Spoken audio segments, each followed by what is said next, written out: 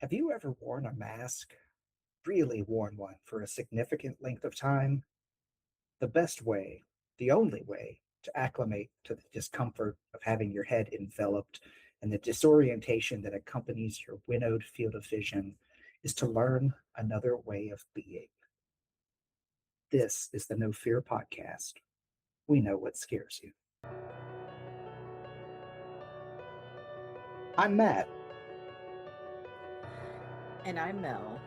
And this is the No Fear Cast, the podcast where we dissect horror and all the things that scare us. Join us as we continue our new series where we get very meta about horror movies. This time we are discussing Paul Tremblay's 2024 book, Horror Movie, a Novel.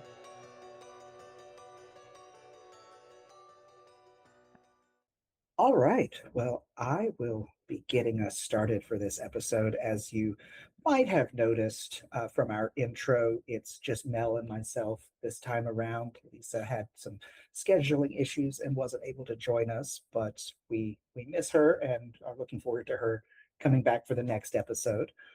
But as Mel said, we are discussing a novel by Paul Tremblay from 2024 called Horror Movie, a Novel, which, as part of our Let's All Go to the Movies series, as we've been kind of calling it, feels like a good fit because it does itself get very meta itself about movies in general on the process of making them.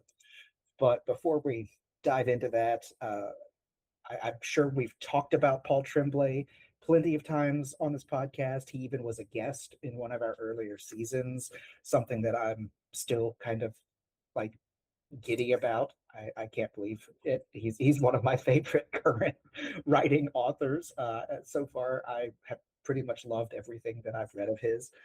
But if you're not familiar with Paul Tremblay's work, he's also known for the novels Head Full of Ghosts, um, The Cabin at the End of the World, Survivor Song. His recent book before horror movie was called The Pallbearers Club. One thing that I've always liked about Paul Tremblay is that each of his novels seems to be kind of his unique take on a different horror subgenre.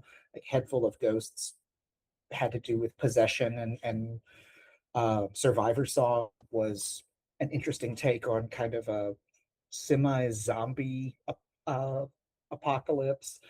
Pallbearers Club, questionably about vampires, and then horror movie, which, well, we can kind of talk a little bit more about that.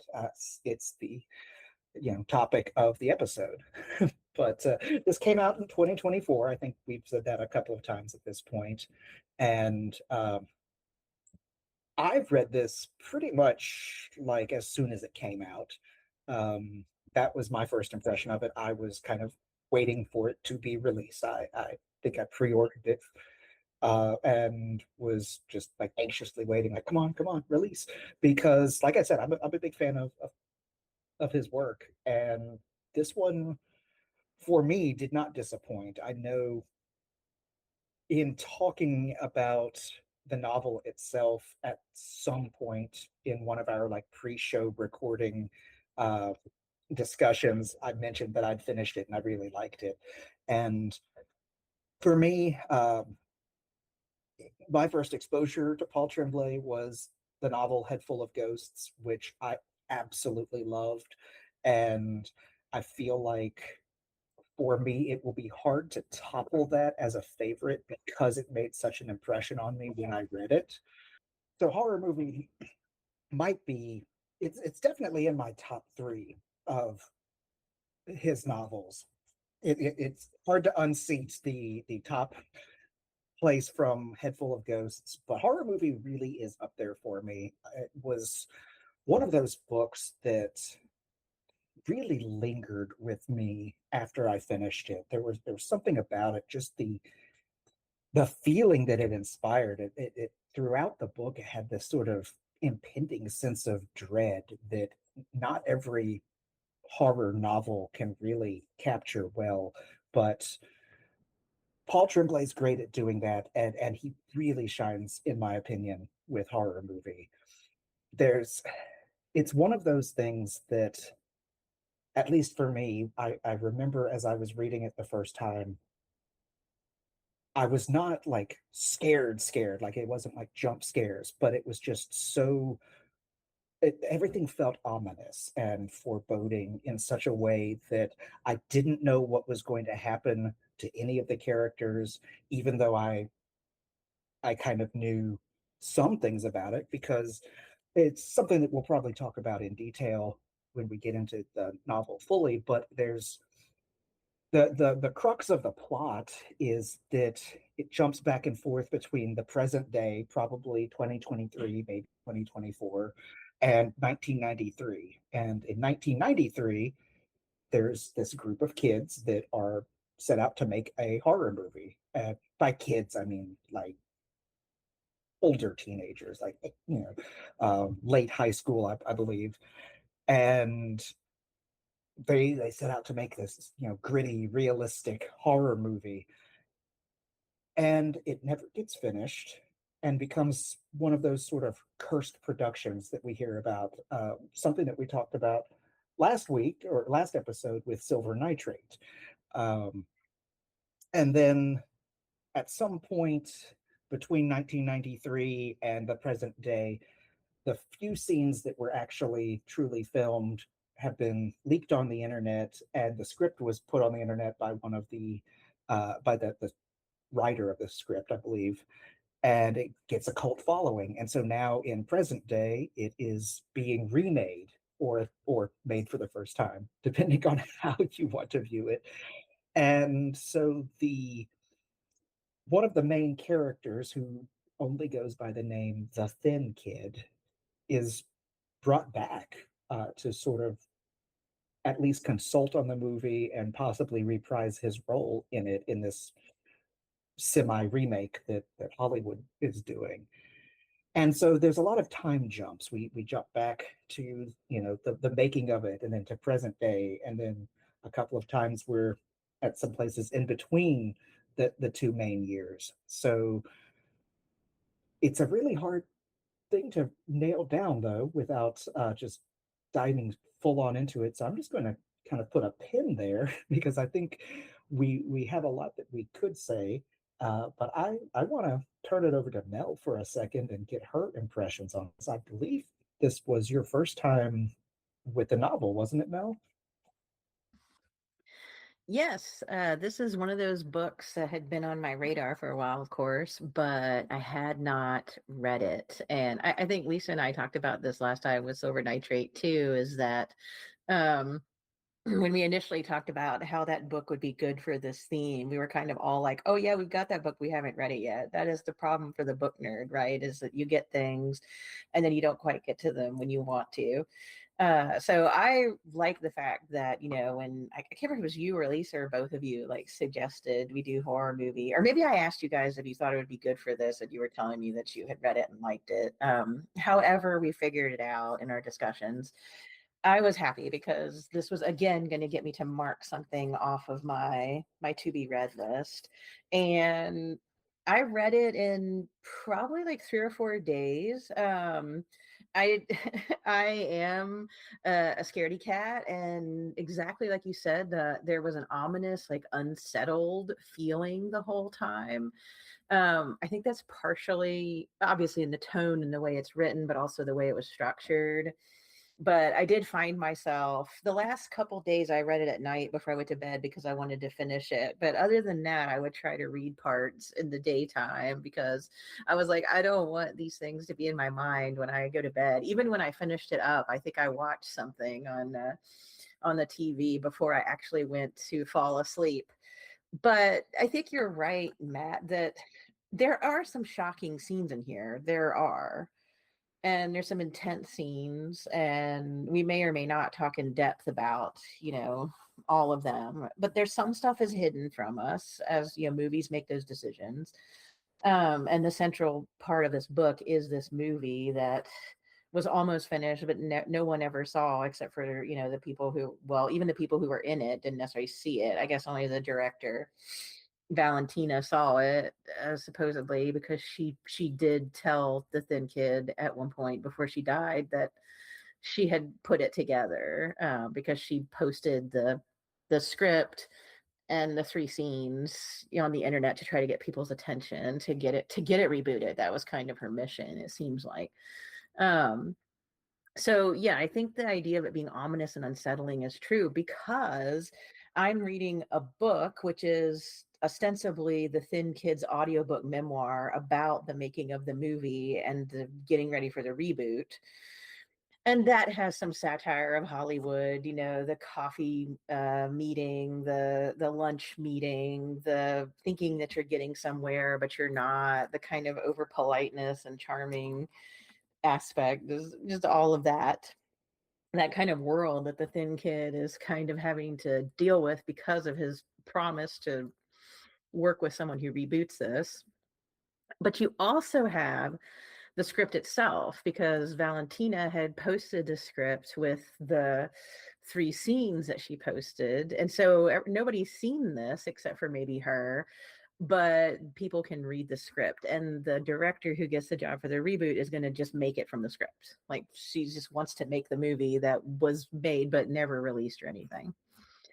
And so you're reading what's going on with the thin kid. And as you go, you realize this really affected him in really dark ways, which makes it ominous because you don't know what he's going to do next. And he says certain things. He's extremely unreliable. He'll tell you, for instance, the scene with his finger getting cut off, he changes that partway through the book to that happening in a different way.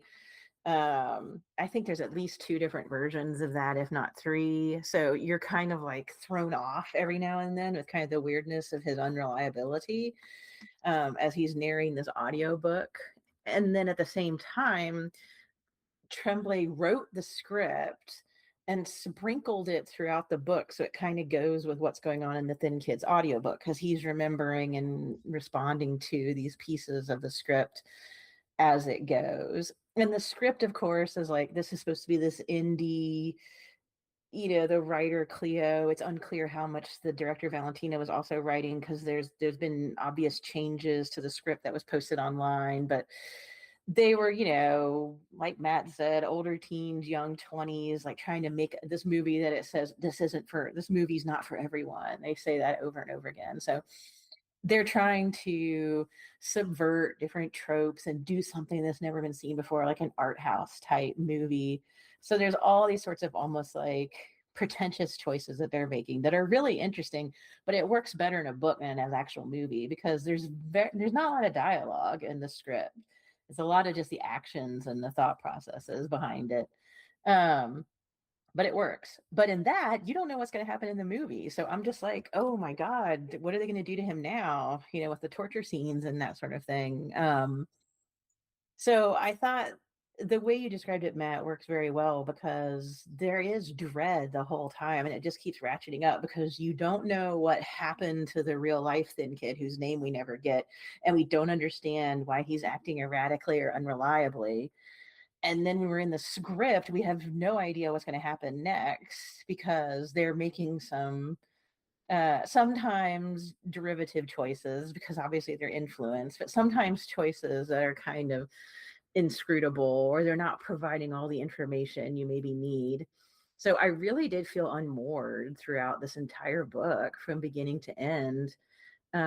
Everything was kind of unsettled with the idea of the blurring of reality in the art, and the fact that there was so much unreliability in the book itself.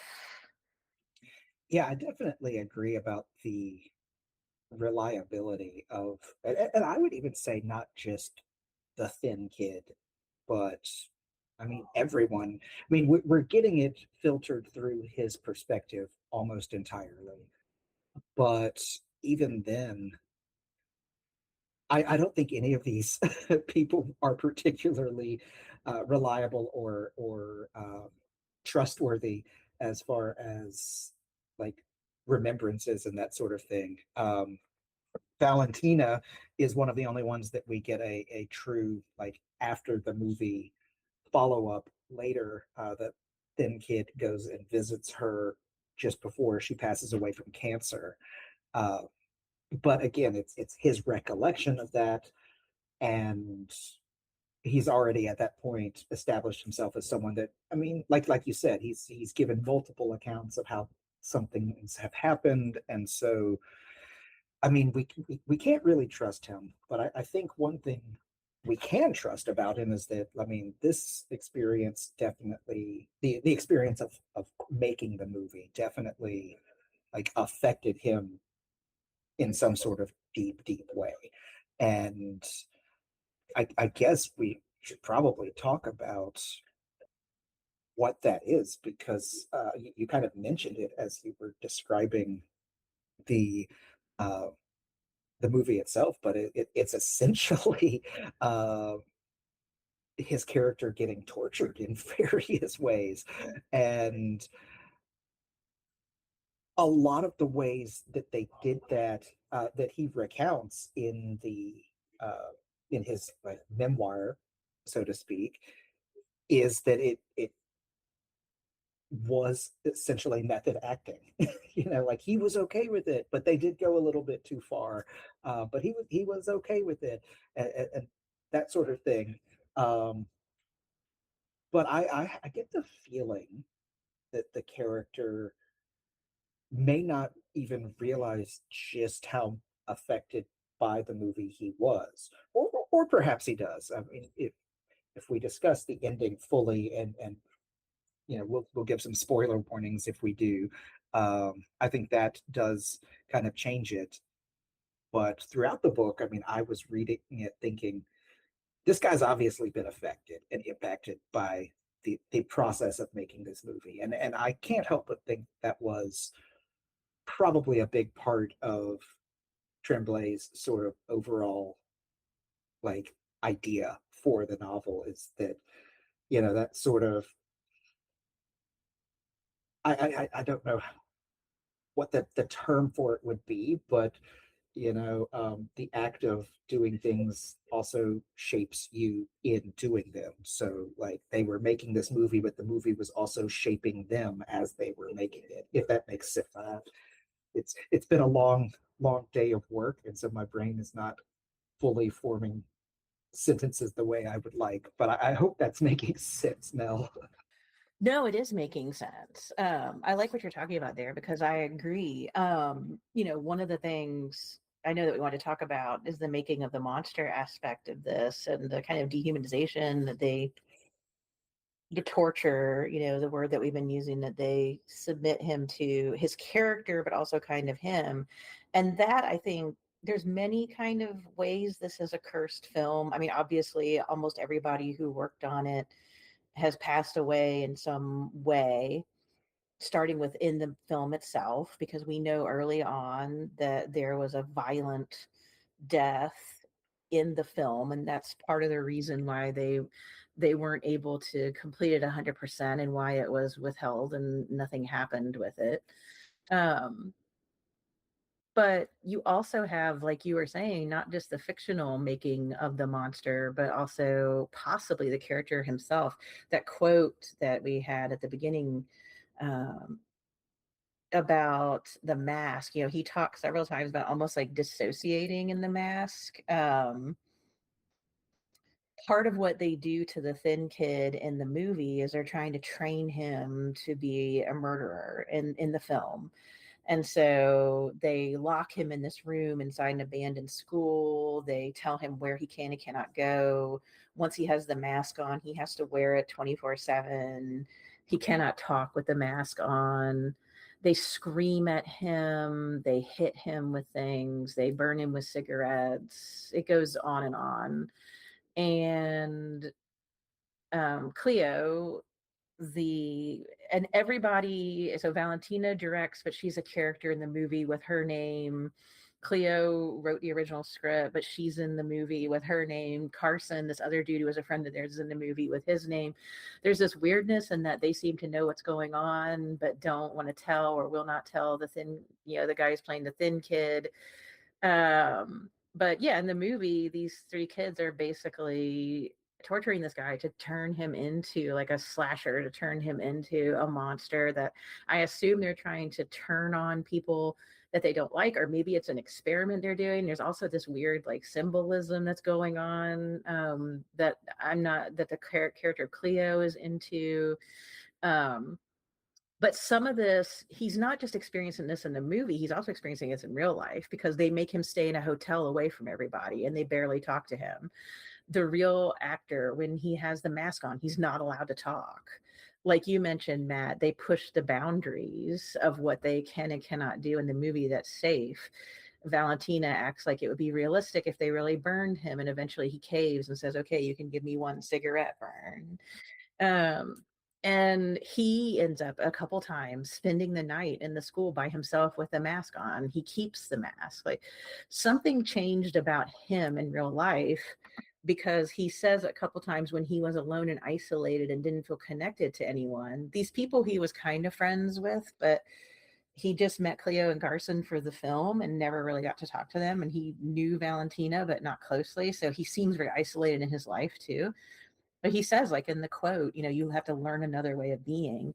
And he says every time he got new sides and he would go over what he was supposed to do for the next day, he would think about himself as the thin kid. Like he would literally, like you said, method acting. So he's affected by what happens with the making of the monster in the film.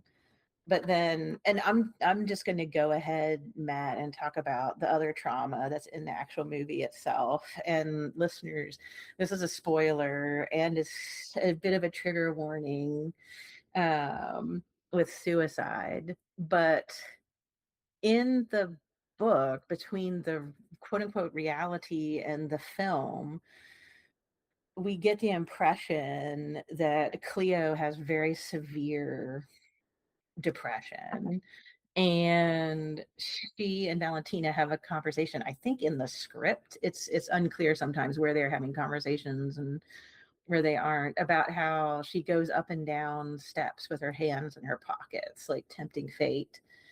And when they're doing the end of the film, he is they're having their showdown, Cleo and the thin kid, and he gets a chainsaw away from her. And they decide for the final moments of that they're going to actually put the chain on the chainsaw, but they have all these what they thought were safety mechanisms around her to protect her. But he says that from his perspective, what he saw was that she pushed herself past the safety barriers, so that in essence, it's an accidental death, because she moved, though. So it seems like it's her choice at the end to move. But he's also traumatized by that because he thinks about it and he talks about it in his audiobook memoir. The fact that he was forever changed after that moment, and he thinks about it all the time. When he talks to Valentina, he basically says his life since then has been wandering the earth and just thinking about kind of what happened. And they talk a little bit about how that's always going to stick with them in a way. And so it's the trauma of the method acting, but it's also the trauma of the movie ending in the way it does.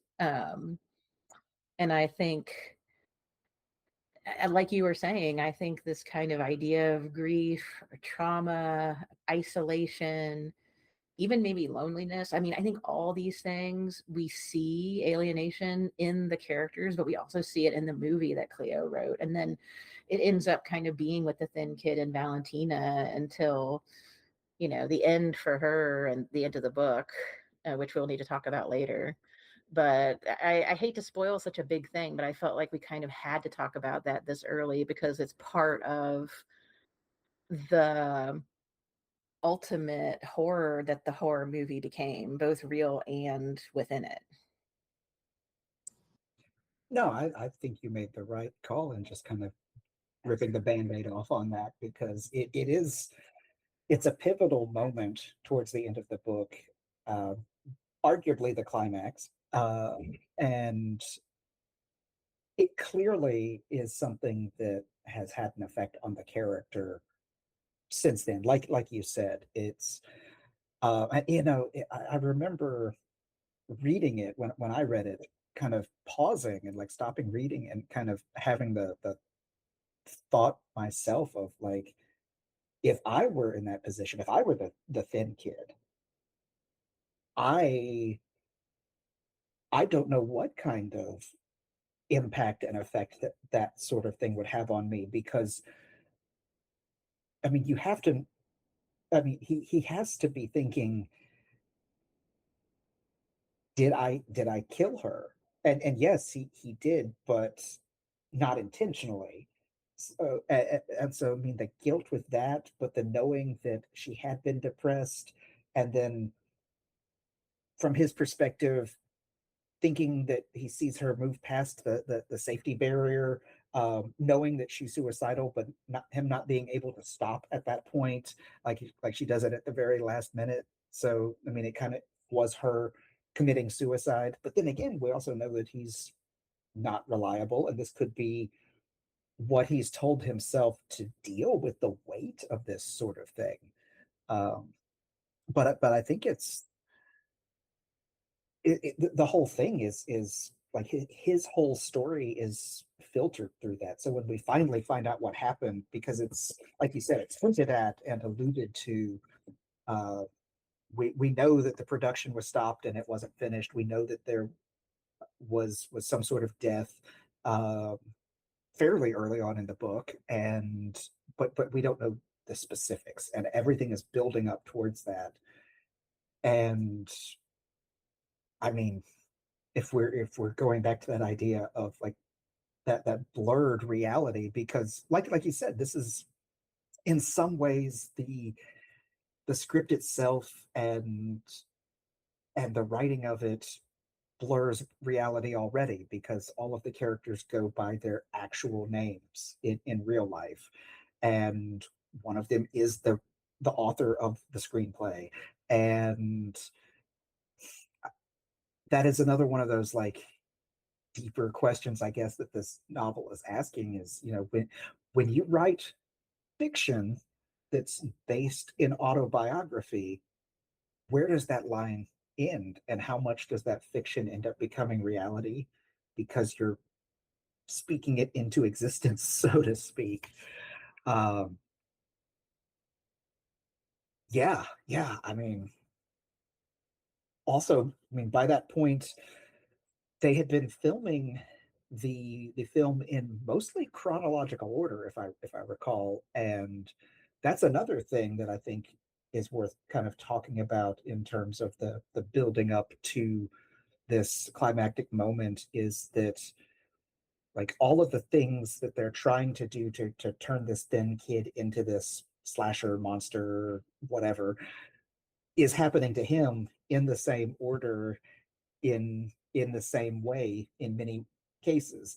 I mean, it's not quite as brutal as what happens to the character, but like you said, he's isolated from the get go, and he's almost a prop, if you will, when he has the mask on. Like they almost treat him like a prop in the movie and not his own character.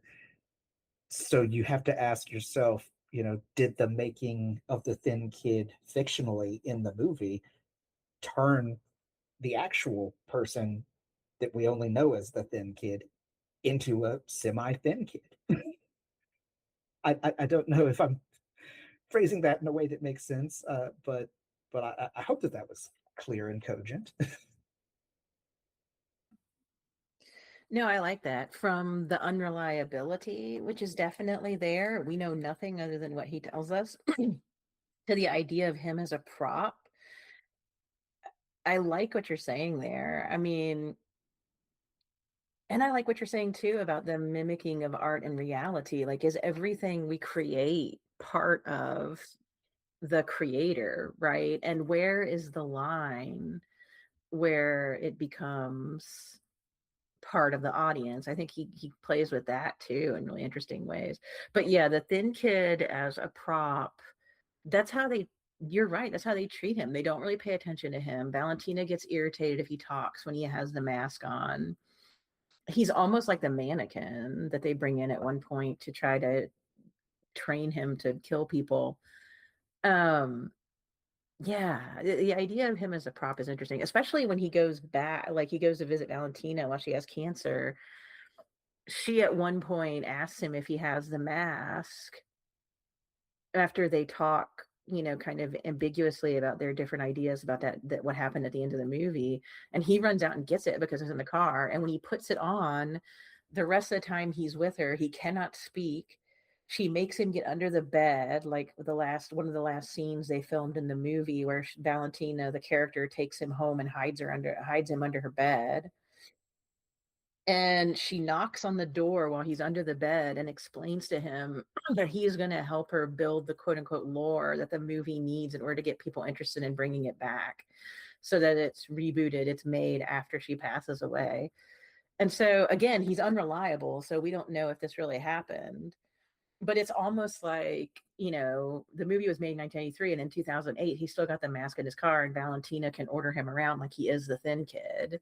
He calls himself a totem a couple times, that he's just in the background, that he's just there until someone tells him what to do, or he's kind of prodded by one of the stimuli that they were using to create him.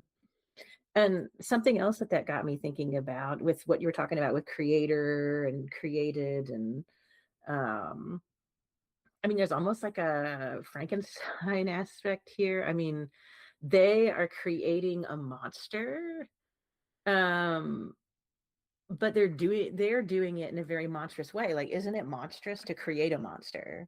They didn't just go out in the woods and get attacked by a monster. They literally they kidnapped somebody and locked them up and made them one. And there's a couple points in the script, that the original script that Cleo wrote, that we assume didn't have a lot from Valentina, but we don't know for sure, where the characters themselves are described as wearing kind of masks. And there's this one scene where it's like, who is the monster? And so I don't know, I thought that was interesting, because I think it's, there's a point in the book where we're reading the script, and the thin kid is going to come kill a character, but it takes like over 5 minutes of just you looking and waiting for it to happen. And as it goes, it's like a minute has passed and it tells what people in the audience might be doing. 2 minutes have passed and it tells what you might be doing. And by the time it gets to 5 and 6 minutes, like, people are leaving, people are stopping it. But then it's like you start looking around the theater or your room, and you start thinking about the people you're watching the movie with. And there gets to be this really disturbing thing where it's like you almost start thinking, like, who are we all wearing masks? Like, do we really know each other? Like, so the movie kind of gets in the audience's head too, which then of course as a reader kind of gets you thinking at this meta level, because you're reading a book about the movie that has the movie in it. It just goes on and on and on in a whirlpool, going all the way down with all the meta aspects that are in this book.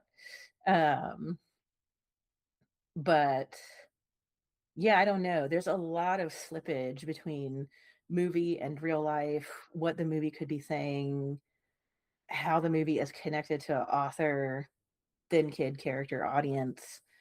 It's just really fascinating. It's like, as we're talking about this, it kind of makes me want to reread the book again. But I don't know that you could ever find the answers, because Tremblay is just so good at the idea of ambiguity. Well, and I agree with that. And that was actually something, listeners, that we were discussing just slightly before we started recording. We try not to get too much into the material because we want our conversations to be an actual like conversation, but we do talk before we press record. And I mean, that was something I was saying before we started, is that ambiguity is like his bread and butter, and he does it so well. And that is something that I both love and hate, ambiguity like that. Like, I love it, but then there's also that part of my brain. I don't know if it's like the lizard part of my brain or what, but it's like, no, I want a definite answer. I want the definite answer. But I really do love ambiguity in a book or a movie or any piece of art, because Well, I like that idea. I mean, life is messy like that. Life is ambiguous, and not everything is clear cut shades of black and white. It's lots of gray instead, and other colors too. Uh, and Tremblay does that in most of the works that I have read of his. There's some level of ambiguity by the end where you're like, man, that was good. I don't know how many times I could read this and still not get all the answers because I don't think I ever will. He does a great job at that.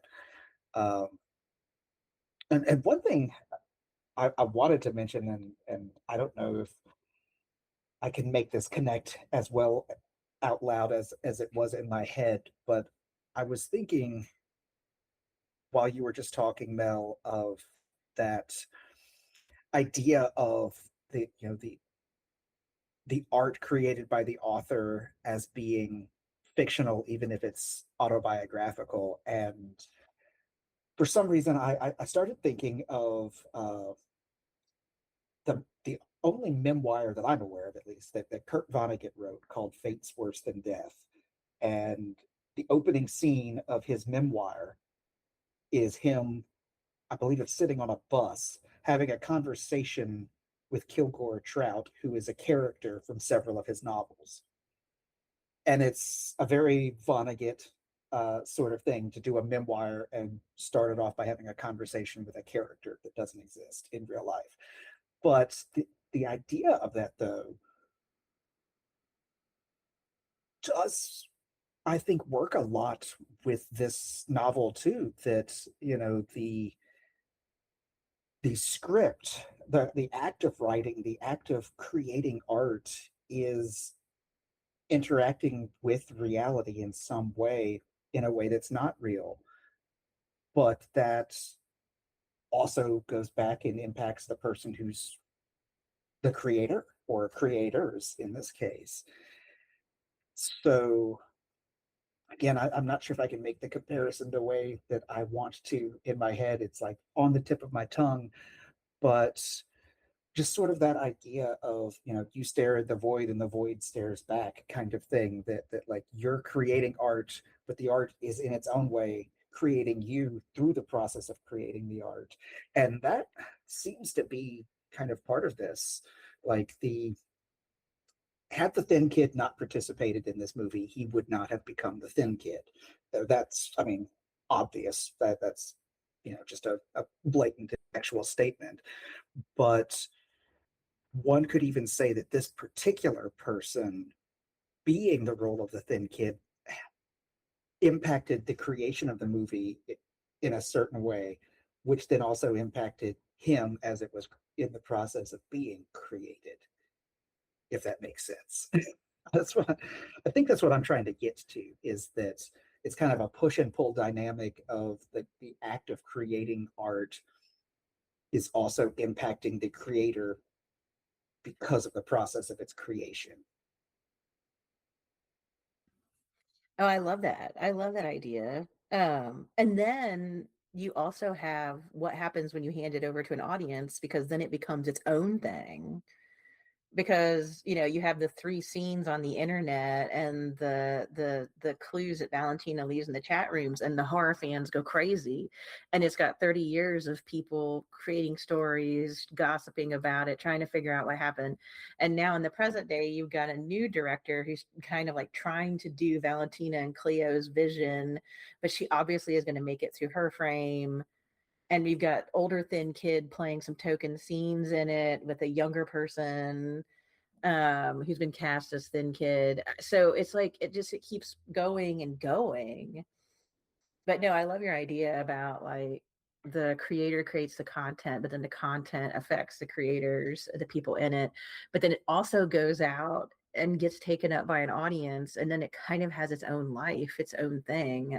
And I think we don't have to talk about this in depth, but Tremblay includes the idea of the con, where the fans are all like kind of, some arguing with him, some admiring him, trying to get the stories right, and this is where like documentaries come from and tell all books and everything. And It's just this big kind of maelstrom of creation, like creator creation, and then what happens when it leaves your hands, and what happens if you still try to control it, I guess. But no, I like that idea a lot. Matt, I feel like we're getting super close to the end of the book. So, spoilers, we're going to talk about the end. But you mentioned at least once, and I know we talked about this before we hit record. You've got some thoughts about the end. I'm still kind of stuck in the ambiguity, but I think I probably have some thoughts as well. Do you want to start us off talking about the end of the book? No,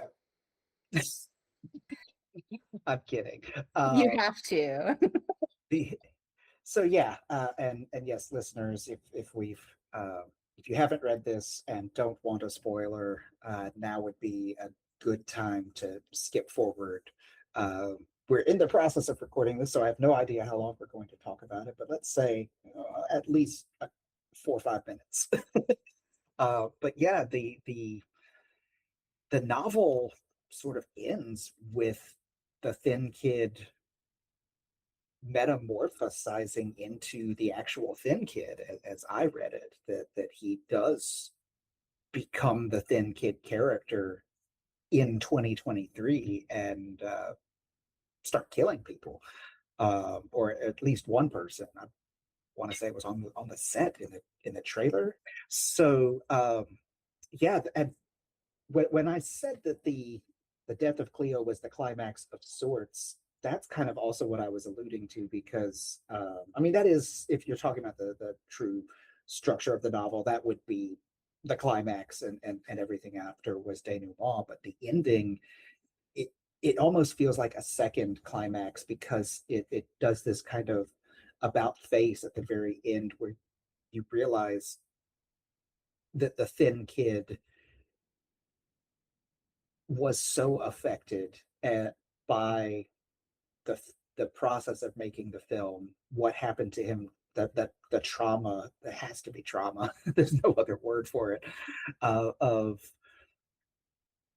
the experience and the death of Cleo, that he actually becomes the killer. It's almost like it's almost like this was the final thing that the making of the remake of the movie is what finally sort of set him free to fully become the thin kid, and he fully adopts the persona and at least kills the actor playing the thin kid in this new version. It honestly feels like, and I'm so glad that we did Silver Nitrate before this. I know I wasn't able to join for the recording of that one, but just want to say as a side note, I really enjoyed the book and wish that I'd been able to make it. but but it feels almost like Silver Nitrate, where Abel and Tristan and oh God, I'm blanking on her name, Montserrat. Um, when they finally complete the unfinished film in that novel, that almost feels like a very similar thing to what happens at the very end of Horror Movie. That this act of actually Hollywood making this movie does the same sort of thing, where it sort of brings the past back to the surface and completes the ritual, if you will, and he finishes this metamorphosis that he was sort of stuck in limbo for the last 30 years. That's how I read it. That's how I interpret it. I fully admit that it is very ambiguous and there's a lot of things there, but that is how I interpreted the end. What did you think, Mel? First of all, I like what you're saying there. I was also thinking about some of the connections, kind of. Obviously, they're two different books, but yeah, there. I was reading through, and I'm like, oh yeah, I'm so glad we read Silver Nitrate and a horror movie close together like this because they're so different, but there's also this kind of dialogue between them, I think. Um, but no, I agree with what you're saying about perhaps the reboot closes the circuit. It does everything that they kind of wanted to do, from the movie itself that they tried to make to the ritual within the movie that they also seem to be doing outside the movie. To Yeah, I mean, the book finally is going to have an audience. And so, yeah, I mean, the end of the book, it kind of surprised me because I think you're right. Like the climax of the film is what happened at the end of the making of the original. But Tremblay kind of does almost another climax kind of at the end, which really leans into the ambiguity because he's not just a guy in a mask who's being tortured and trained kind of to be a killer. He's now literally a monster. Like his teeth change, he's bigger, all the stuff that was hinted at in the original movie that we didn't get to see, we see now. And he literally consumes the new thin kid almost like he can be the only one because he is the thin kid. It's almost like when he was young, he was so isolated, his identity, it's almost like his identity stuck with the thin kid. Like the method acting and everything stopped him there. But also, of course, the horrors of doing this cursed film that had so many sad and terrible things associated with it that become part of the curse. I looked at the end in a couple different ways. One was just like, oh man, he just turned into a monster. He ate new thin kid. He is the thin kid. He says, I haven't decided how this is going to end. Am I going to kill all the people on set? Am I going to go walk the earth? Which he mentioned earlier. There's a couple things he's mentioned earlier he suggests he might do. So you're like, oh man, he's gone like full on monster. Like it's literally supernatural. Like he's. But then later when I was thinking about it, I was like, he's so unreliable and ambiguous that I think you could also possibly look at this as like maybe a break on his part with reality. There are hints that he has real scales in a couple of different places, but then he also mentions at some point, that they could be tattoos, though it's really hinted that they're real scales. But again, it's Tremblay, so he's walking that knife's edge. But I don't know. I think he becomes a monster, like a monster that isn't just kind of a young man who's gone to his process and has become violent. It's like a some sort of creature feature kind of at the end. But I also think there's the interpretation of it either within that, like you're saying, Matt, or that we're getting it from his point of view. So he thinks this is happening, but actually it's like a break of some sort, a psychological response to everything that he has been carrying, in addition to witnessing, the violence that he was part of, etc. So yeah, I think the end kind of threw me off a little bit when I first read it, but the more I think about it, the more I'm like, oh, there's a lot of really interesting nuance there, which I think is definitely a Paul Tremblay novel. Well, you did beat me to the unreliable narrator part of it about the end, which I agree. I stated all of that as if it were fact, but that is the kind of crux of it all, is that everything is from his point of view, and we've established throughout this novel that he's not completely trustworthy. And it's not that he's lying to us, the readers, it's that his view of what is happening may not be reality. And like you said, this reads like he actually metamorphosizes into an actual monster, and maybe that is exactly what happens. Or he thinks he's turned into an actual monster, and maybe he has actually murdered someone, but it's through a psychotic break, and he's still physically the same thing, but in his mind he has completed this metamorphosis. We don't know, and Tremblay's not going to tell us. And that's the ambiguity that I love, because you can read it two very different ways, and both of them are correct from the text. Like either one of those interpretations is absolutely a valid interpretation of the ending of the book.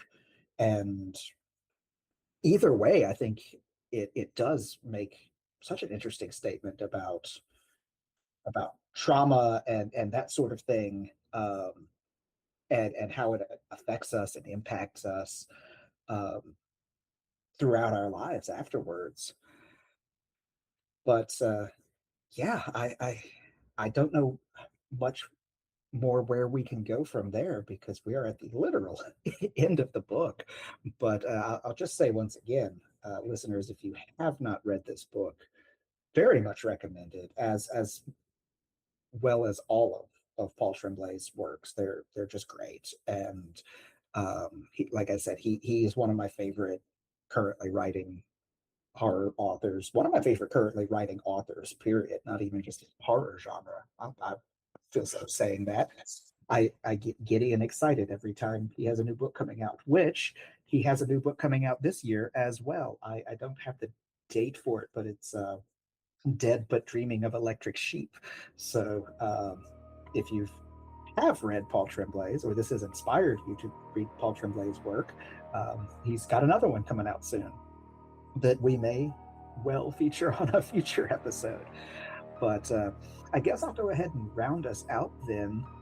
If you've read the book and you have any thoughts about it, particular with the ending, we would love to hear from you.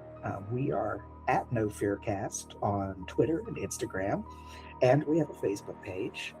Our email is nofearcast@gmail.com. And if you love what we're doing, consider supporting us on Patreon. We also have merchandise available at our website, nofearcast.com. Or you can simply rate and review us. It's entirely free, but that does help other listeners find us. Theme music is by Nicholas Gasparini. And as always, we will be back in 2 weeks with a brand new episode.